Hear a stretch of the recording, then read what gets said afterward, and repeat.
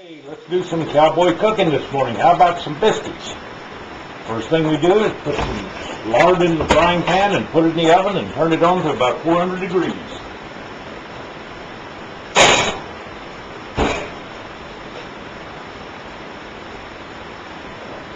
Then we need 2 cups of self-rising flour. You can make your own if you want to put the baking powder and salt in it. And you put about 2 tablespoons of lard down here. And some sugar. Add that much is right. And you start working the lard into the flour. You'll do it on the newspaper, take out the front page and the funnies. That's about the only part that's any good anyway. And you start working it into the flour. The thing about using newspaper, you can keep it rounded up easily. Once you have all the lard worked into the flour, it's not in too big amounts. It's not important. This is cowboy cooking. It ain't rocket surgery. You round it up in a pile like this. Make a hole in the middle, well in it, and you pour in a cup of liquid now. It can be anything, any kind of liquid, and you start working the flour from the outside into the liquid.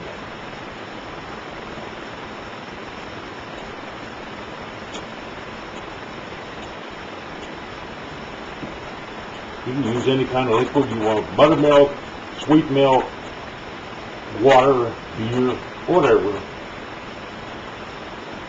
And you keep pouring it in a little at a time and working the flour into it from the outside.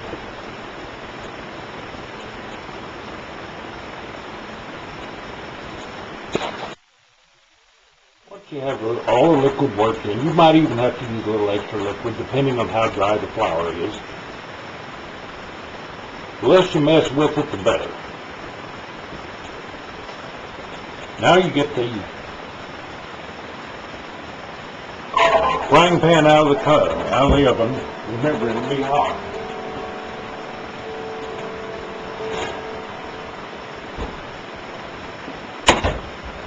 And all the lard in it will be nice and melted. I like to use lard instead of Crisco or something. You can believe the sales pitch if you want to, but lard is actually more healthful for you than Crisco. It has all those 8s and I's and all of that in there. Now what you do is pick up your ball of dough and transfer it into the skillet.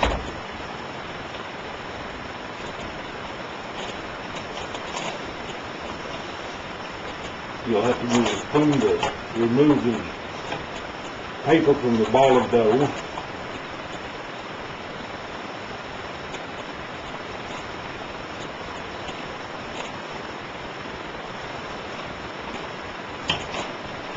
Then you just throw this away and you've cleaned up your mess.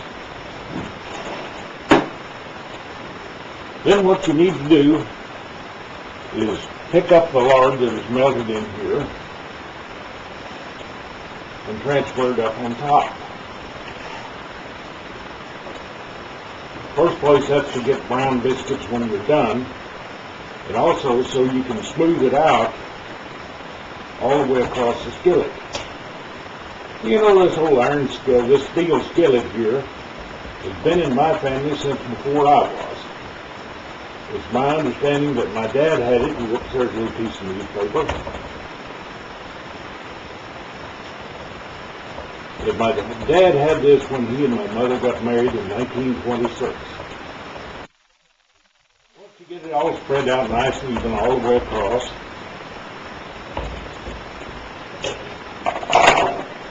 you take a glass, go right in the middle.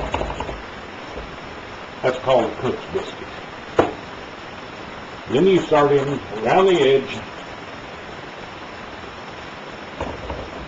cut across there 1, 2, 3, 4, then halfway between 5, 6, 7,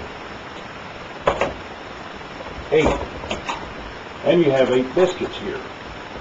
And you put it back in the oven.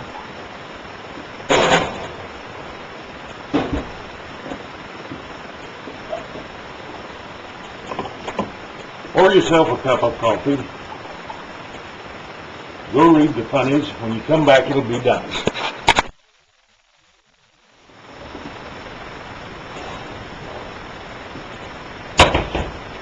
That took about 15 minutes, and they look great. See where they separate, where I cut through the dough each time? Now you let them cool about 10 minutes in the pan, and they'll be ready to eat. Well, those cool about 10 minutes.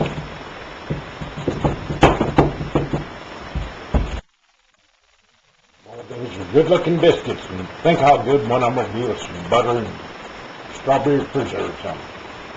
Bon appetit. This is the Cooking Cowboy.